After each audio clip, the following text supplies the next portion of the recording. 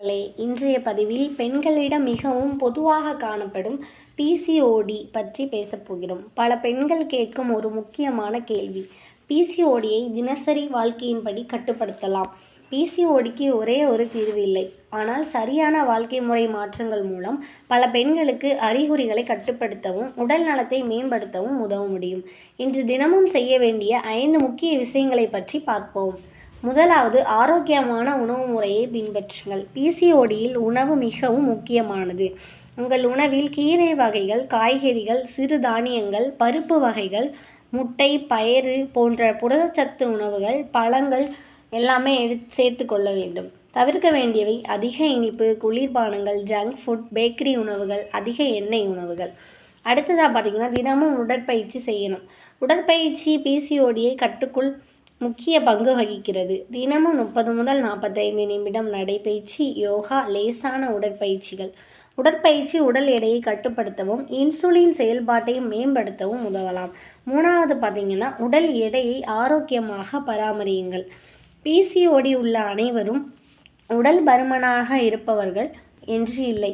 ஆனால் உடல் எடை அதிகமாக இருந்தால் மருத்துவரின் ஆலோசனையுடன் ஆரோக்கியமான முறையில் எடை குறைப்பது சில பெண்களுக்கு மாதவிடாய் சுழற்சியையும் உடல் நலத்தையும் மேம்படுத்த உதவலாம். கடுமையான டயட் வேண்டாம். போதுமான தூக்கம் மற்றும் மன அழுத்தத்தை கட்டுப்பாடு. தினமும் 7 முதல் 9 மணி நேரம் தூங்குங்கள். மன அழுத்தத்தை குறைக்க முயற்சி செய்யுங்கள். தியானம் அல்லது சுவாச பயிற்சி செய்யலாம். தூக்கமின்மையும் மன அழுத்தமும் சிலருக்கு பிசிஓடிக்கு அறிகுறிகளை மோசமாக்கலாம். மருத்துவரின் ஆலோசனையை தவறாமல் பின்பற்றுங்கள். பிசிஓடி இருந்தால் மாதவிடாய் ஒழுங்கு, ஹார்மோன் நிலை, உடல் எடை, இரத்த சர்க்கரை இவற்றை தேவையான போது பரிசோதிக்க வேண்டும். மருத்துவர் கொடுத்த மருந்துகளை தானாக நிறுத்தக்கூடாது. பிசிஓடி உள்ளவர்கள் செய்யக்கூடாத தவறுகள்: காலை உணவை தவிர்ப்பது, அதிக இனிப்பு சாப்பிடுவது, இரவு நேரம் தாமதமாக தூங்குவது, உடற்பயிற்சி செய்யாமல் இருப்பது, மருத்துவரின் ஆலோசனை இல்லாமல் இணையத்தில் பார்த்து மருந்து சாப்பிடுவது. சித்த மருத்துவம் உதவுமா இதற்குன்னு பார்த்தீங்கன்னா கண்டிப்பாக உதவும். சித்த மருத்துவத்தில் உணவு முறை, வாழ்க்கை முறை மற்றும் உடலின் சமநிலையை பேணுவதற்கு முக்கியத்துவம் அளிக்கப்படுகிறது. சில பெண்களுக்கு அறிகுறிகளை கட்டுப்படுத்த உதவியாக இருக்கும். ஆனால் சித்த மருந்துகளை தானாக எடுத்துக்கொள்ளக்கூடாது. தகுதியான சித்த மருத்துவரின் ஆலோசனையை பெற்று மருந்துகளை பயன்படுத்த வேண்டும். தேவையானால் மகப்பேறு மருத்துவரின் சிகிச்சையும் தொடரலாம்.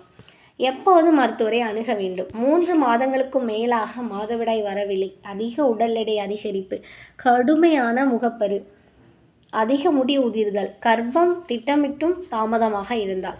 எனவே அன்பான சகோதரிகளே, பிசிஓடி என்பது பயப்பட வேண்டிய நோயல்ல. ஆனால் அதை அலட்சியம் செய்யவும் கூடாது.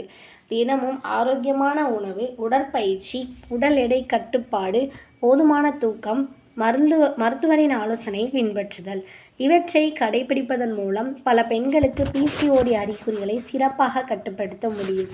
சிறிய நல்ல பழக்கங்கள் இன்று தொடங்கினால் நாளைய ஆரோக்கியமான வாழ்க்கைக்கு அது பெரிய முதலீடாக இருக்கும். எனவே மேலும் ஆரோக்கிய தகவல்களுக்கு சுகம் சித்த மருத்துவ மையம், பாவூர்சத்திரம். நன்றி.